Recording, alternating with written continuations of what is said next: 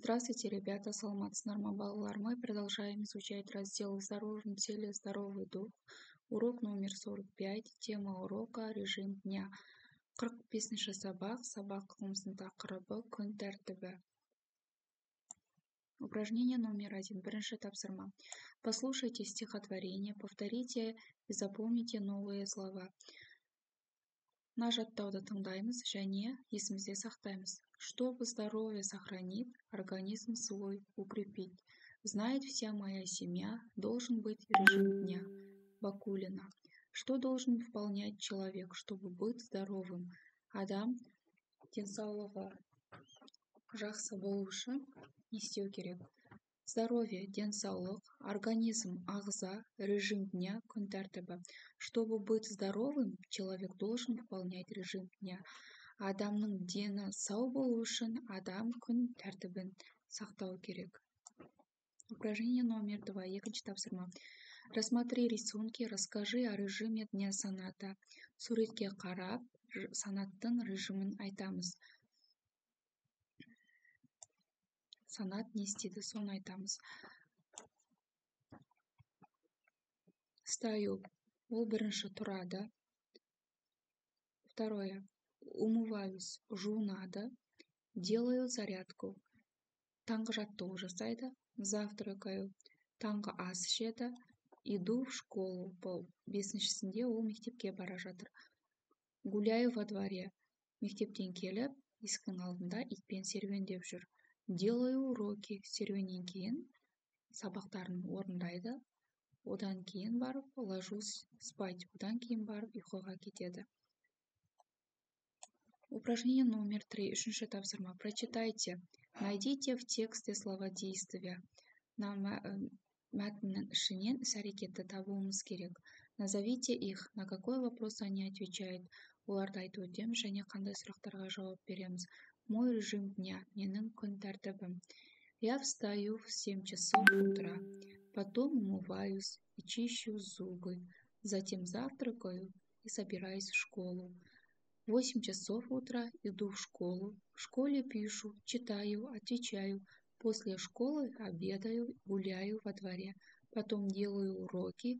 Вечером ужинаю, читаю книгу. В 9 часов вечера ложусь спать. Слова действия.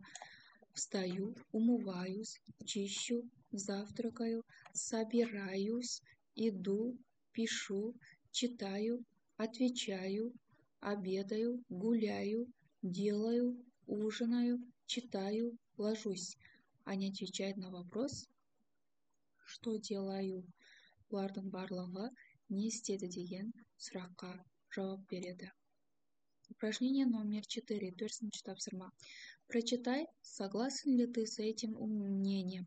Сен бұл сөздермен келісесің ба? Режим дня – это распорядок дел. Яғни күн тәртібі бұл жұмыстардың рет-ретімен болуы. Продолжи предложение. Мына сөйлемді жалғастырамыз. Я согласен, что у человека должен быть.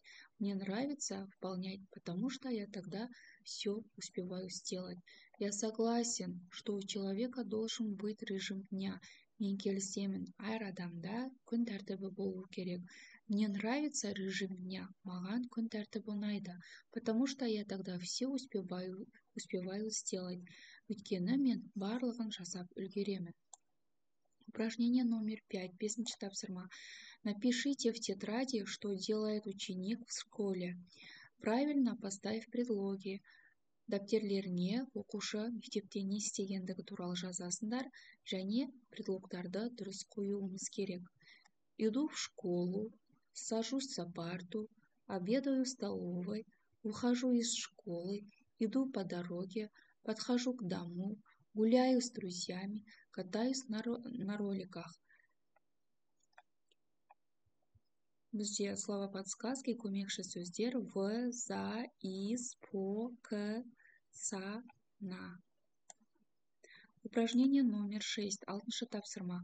Каким становится человек, если соблюдает режим дня? Продолжите предложение. Егер адам күн тәртібін сақтайтын болса, не болады?